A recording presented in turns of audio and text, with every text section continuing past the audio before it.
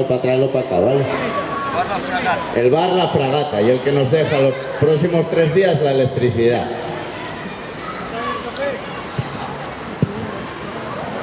Y después de esta cuña de agradecimiento, agradecer a los compañeros de Oviedo que tuvieron la buena idea de hacer ellos esta primera charla hace 15 días o así, que fuimos a verla, nos pareció muy buena, muy cojonuda, y creíamos que era necesario hacer algún tipo de charlas también aquí en Gijón, sobre todo en previsión de la próxima manifestación que tendrá lugar en Mieres, que será el 15 de octubre, el sábado, por un cambio global y por algunas cosas más. Bueno, como el compañero Terán estará a punto de llegar, yo lo que propongo es que empecemos ya, porque ya están aquí algunos de los ponentes, de los que nos van a dar la charla, y yo quería haceros un resumen de estas charlas. Ya os dije que era para preparar un poco el 15 de octubre. Hoy tiene lugar esta, que es la experiencia de luchas obreras en el pasado, sobre movimientos asamblearios, o sea, es decir, son luchas que se desarrollaron a través de asambleas, se organizaron a través de asambleas, como el 15M está intentando hacerlo. Entonces está bien que tomemos experiencia, que sepamos dónde lograron incidir, dónde lograron triunfar, que sepamos también sus dificultades, sus posibles errores, que aprendamos de ellos, que cojamos lo bueno y que dejemos un poco pues que corrijamos un poco si algún error hubiera. Y mañana tendrá lugar lo que es la experiencia también de luchas con represión, o sea, lo que viene detrás cuando un movimiento plantea algún tipo de lucha, el sistema, cuando ese movimiento empieza a hacerle pupa, empieza a dañarle, que no os quepa duda que viene lo que se llama la reacción, que es la represión. Entonces mañana vendrán, bueno, hoy tenemos aquí a Ana Carpintero, Ana Carpintero, que estuvo en las huelgas de Ike, Rosón, que estuvo en la huelga de la construcción, Palacios también, y Terán, que es de Duro Felguera. Y mañana vendrá el compañero de la Naval, que es Cándido,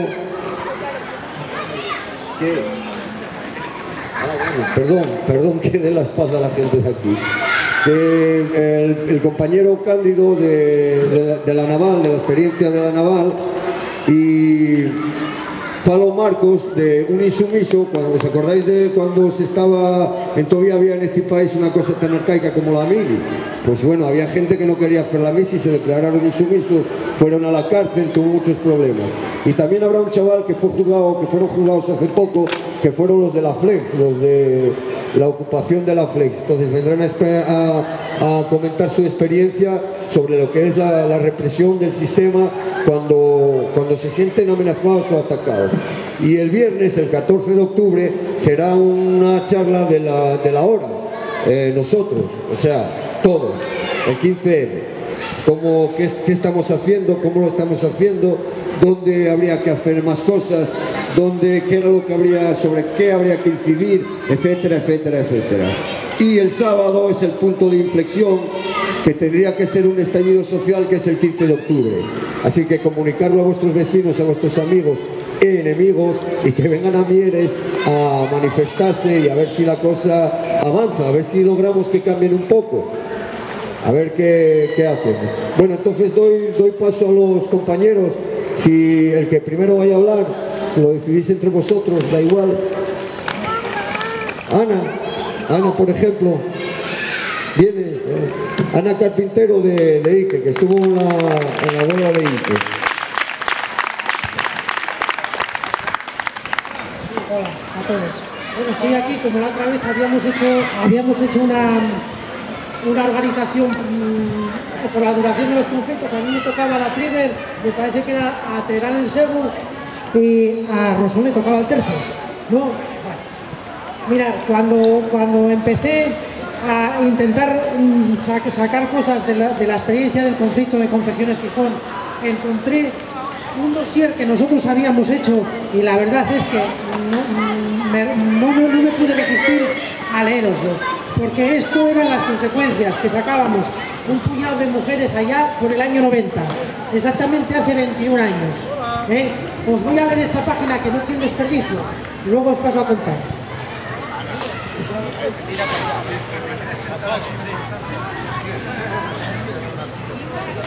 Vamos a ver.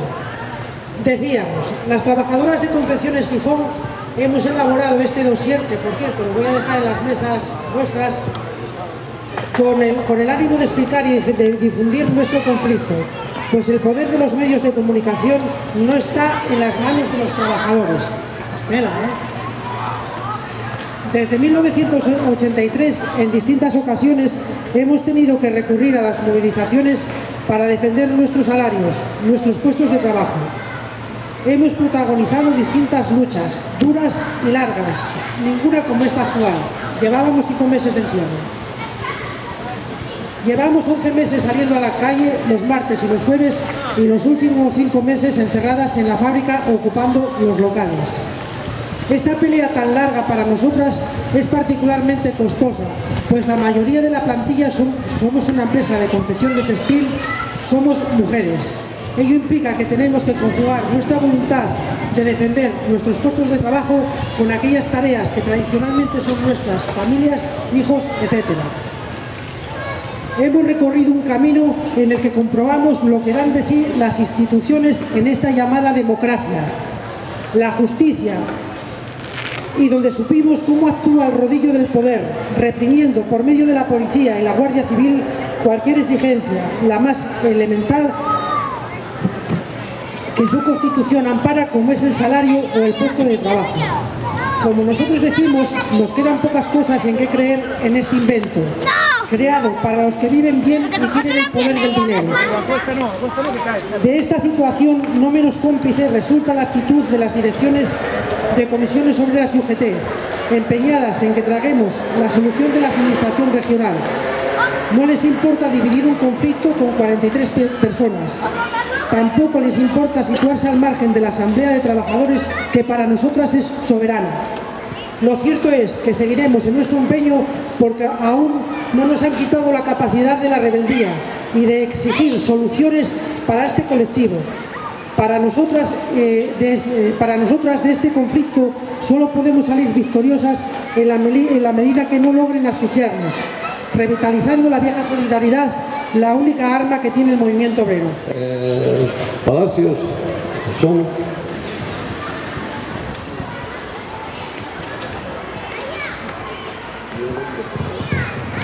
Hola, buenas tardes a toda la Asamblea Popular de Gijón. Un saludo. Hace 35 años el nivel de conflictividad laboral en España estaba exacerbado. Hay que hablar y recordar conflictos como los de Roca, como lo de la construcción de Granada y otros que incluso propiciaron sucesos luctuosos con la muerte de trabajadores y demás.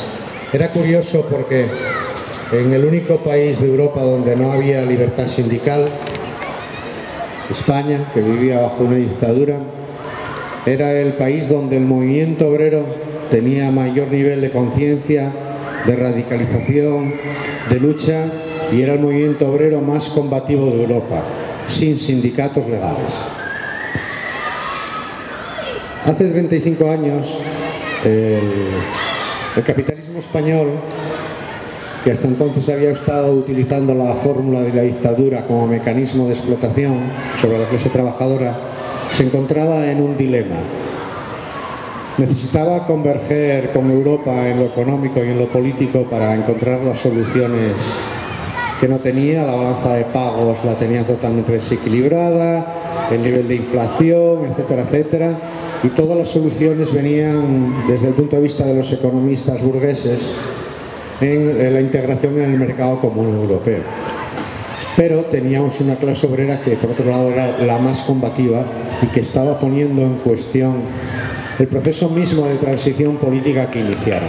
Un proceso de transición política que no tuvo más objeto precisamente que crear las condiciones por las cuales una clase obrera combativa tragase y aceptase toda una serie de medidas de carácter restrictivo en lo económico y en lo laboral que deberían de aplicar para llegar a esa convergencia con Europa, como reestructuraciones industriales, los despidos masivos que siguieron a los años 70. Tener en cuenta que en el 75 había 500.000 de parados. Hacia el final del conflicto de Ike estábamos ya en 2 millones de parados. El respeto, todo este tipo de valores de los que no hacía falta hablar porque eran el pan nuestro de cada día, estaban presentes en el pueblo, y esto, claro, era un colchón que para cualquier movimiento le hacía verdaderamente imparable. ¿Qué ocurre? Que este escenario tenían que intentar destruirlo mejor antes que después. Y surgió, poco después de terminar la huelga de la construcción, la primer trampa, el primer engaño, que fue los pactos de Toledo. Un invento, un engaño del que todavía hoy, 35 años más tarde, no acabamos de salir del todo, o por lo menos estamos intentándolo, pero nos cuesta. Era aquello que empezaron a llamar y empezaron a hablar de pacto social. ¿Qué ocurre? Que hasta entonces no solo las compañeras de Ike, como nos decía Ana, eran muy listas y muy inteligentes, claro que lo eran, amigas, pero no solo ellas, sino que el pueblo del que estoy hablando, con mucha menos información que ahora, tenía mucha sabiduría, la suficiente para entender por lo menos que los trabajadores, con nuestras manos y nuestras mentes, hacíamos todo. Eso que llaman el PIB, el PIB, es obra, es aportación exclusiva de los trabajadores, y en cambio unos pocos que no aportaban ni aportan absolutamente nada a eso que digo, a eso de la riqueza, del PIB, de la producción nacional, resulta que se convierten en los dueños, en los gestores, en los detentadores, en los despilfarradores de todo, y sencillamente ellos deciden las migajas que dan al resto. Esos son los últimos que quedan, y en el año 97 van a por nosotros. Entonces tuvimos que meternos en la torre de la Catedral de Oviedo 318 días. Por aquel entonces era presidente del Principado un tal Sergio Marqués, y dijo dos frases lapidarias. La primera, porque a nosotros decían que, como eran los 90, que éramos el último muy caro del sindicalismo. Entonces dijo: estos son unos privilegiados. ¿De qué van estos? Entonces, había 50.000 paraos, decían en aquel momento en Asturias. Hicimos un llamamiento a los 50.000 paraos que vinieran a la plaza de la Catedral y que no salíamos de la torre hasta que no se recolocara el último de los 50.000. Ya callaron el mensajito, ya no dijeron más. Tenían miedo que hubiera un proceso asambleario en la plaza de la Catedral, porque por aquel entonces el coronel de Santa María hizo un informe diciendo que éramos capaces de crear un movimiento social y que había condiciones para que en Asturias convulsionase. Lo siguiente fue: estos les voy a quebrar yo el espinazo. Y otra fue: ya que entraron en la torre, saldrán de ahí cuando les crezcan las alas. Salimos 318 días después, él dejó de ser presidente y nosotros afortunadamente conseguimos solucionar el problema. Miles de personas nos fueron a apoyar a la torre de la Catedral. Estando allí fue cuando se me hizo el juicio sumarísimo, y al terminar pedí hablar con el jefe fiscal. Le dije, en su despacho a calzón quitado, la audiencia está allí enfrente de la torre de la Catedral. Me pude ver en su despacho y mantuvimos una reunión muy larga, con toda la documentación. Bueno, ya que usted parece ser que entra en el Parlamento y se entiende muy bien ahí y después se pega con la policía, siga haciéndolo, que parece que lo hace muy bien, a ver si lo resuelve, porque nos pedía que quitásemos pancartas de la torre. Él era del Opus y teníamos la torre llena de pancartas y arriba la bola envuelta en un trapo rojo, ¿no? Y eso en Oviedo hacía mucha pupa. Entonces dijo: bueno, pues siga usted haciéndolo. Y búsquese el mejor bufete de abogados que se pueda pagar.